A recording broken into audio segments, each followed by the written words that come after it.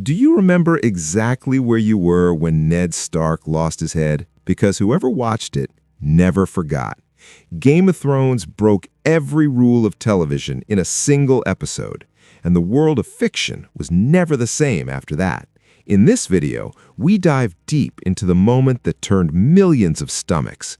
Understand why Ned Stark's death was the most courageous narrative decision in series history, and discover what it taught an entire generation of storytellers.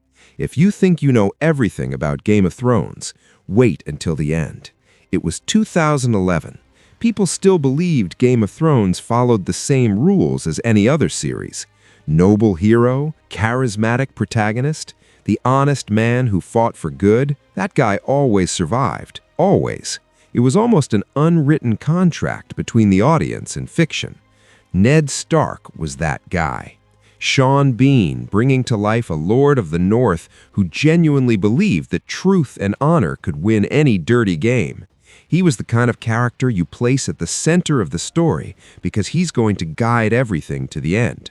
He was the moral anchor, the father, the hero. And then the 9th episode of the first season happened. Put yourself in that situation for a second. It's Sunday night, you're on the couch, and you're confident. Ned's gonna get arrested, suffer a little, but he'll escape. That's what always happens. You even laugh internally at how the series is trying to scare you. Then the crowd around him grows. The camera closes in on his face, and in a fraction of a second, the series looks you in the eyes and says, "The rules you know don't exist here." The silence that took over the world in that moment was different from any other silence a TV series had ever created. It wasn't sadness yet, it was shock. It was the feeling that the ground had been pulled out from under your feet without warning. Because Game of Thrones didn't just kill a character, it destroyed an agreement. That implicit pact that exists between creator and viewer, which says the main hero doesn't die in episode 9 of the first season, that honor is rewarded, that good prevails. The series tore that paper in front of you, and you were left staring at the pieces, not knowing what to do. What most people don't talk about is what that moment did to the rest of the series. From that episode on, every scene carried a different weight.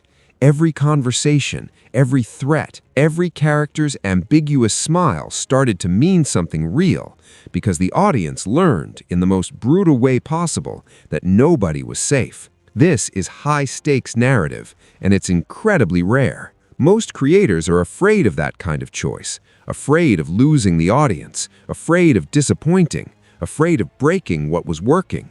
The Game of Thrones team did the opposite. Bet that the shock wouldn't drive people away, but would hold them with a force no predictable plot twist could ever achieve. And it worked in a way that still resonates more than a decade later. Ned Stark didn't die in vain within the narrative, but he also didn't die in vain as a lesson in storytelling.